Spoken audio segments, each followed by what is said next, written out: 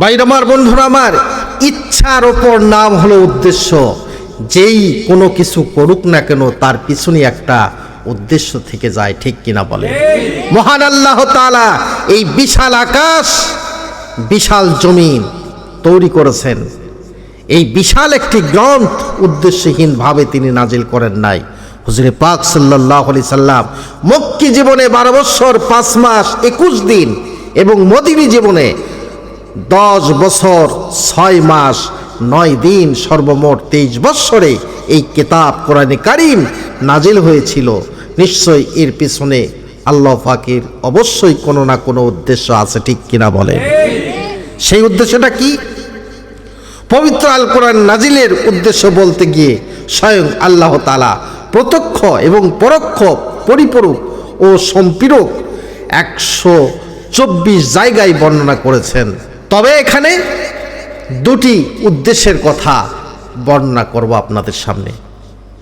যেহেতু আল্লাহ তাআলা মানুষের রব বা প্রতিপালক, তাই মানুষের প্রতি তার দরদ খুব বেশি।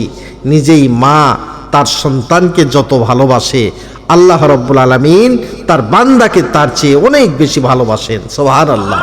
মা যেমন সন্তানের অমঙ্গল চায় না, আল্লাহ তাআলা তেমনি বান্দার কোনো ক্রমে অমঙ্গল চান না। এজন্যই তিনি চান কিসে তার মঙ্গল তা বোঝাতে কোরআনে কারীমকে আল্লাহ পাক নাজিল করেছেন। পড়ুন সুবহানাল্লাহ। আল্লাহ রাব্বুল আলামিন কোরআনে কারীমে বলেন, ওয়া আলাল্লাহি কাসদুস সাবিল।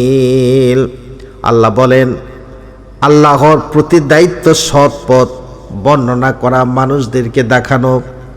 প্রথম উদ্দেশ্য যেমন আল্লাহ বলেছেন, আল্লাহ পাক আবার বলেন, আলিফ লাম রা কিতাবুন আনজালনাহু ইলাইকা লিতুখরিজান নাসা মিনাজ যুলুমাতি ইলান নূর।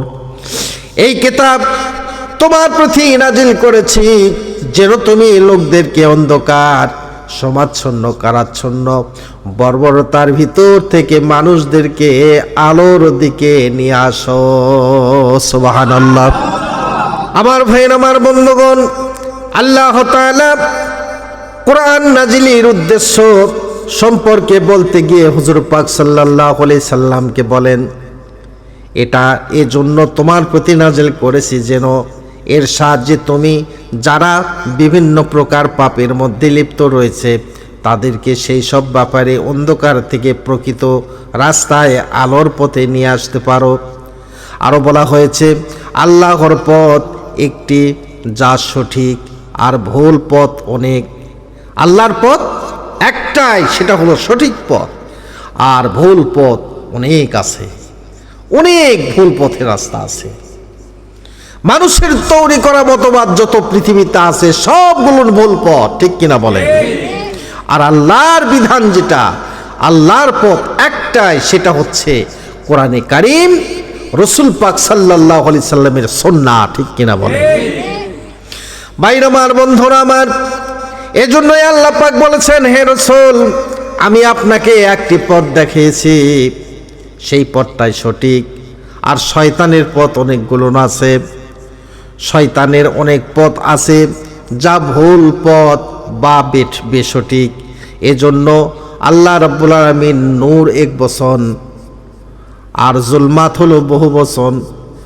দ্বিতীয় উদ্দেশ্য আল্লাহ রাব্বুল আলামিন তিনি বর্ণনা করেছেন, যাবতীয় পাপাচারের অর্থই অন্যায়, যাহা পাপ তাহা অন্যায়, যাহা অন্যায় তাহা পাপ। অন্যায়ের বিপরীত হলো ন্যায়, আরবিতে বলা হয় আল কিসত। নবী রাসূল সর্বদা ন্যায়ের পক্ষে ছিলেন এবং ন্যায় প্রতিষ্ঠার জন্য আদিষ্ট ছিলেন। অন্যায় রোধ, ন্যায় প্রতিষ্ঠা ইমানের দাবি। তাই এই মহান উদ্দেশ্যকে সামনে রেখে আল্লাহ পাক কোরআনে কারীম নাজিল করেছেন। আল্লাহ বলেন, ওয়া আনজালনা মাআহুমুল কিতাবা ওয়াল মিজানা লিয়াকুমান নাসু বিল কিসত। আমি নবী রাসূল গুণের সঙ্গে কিতাব এবং মিজান মানদণ্ড ভারসাম্য পূর্ণ বিধান আমি আল্লাহ রাব্বুল আলামিন নাজিল করেছি, যেন মানুষ ন্যায়ের পথে প্রতিষ্ঠিত হতে পারে।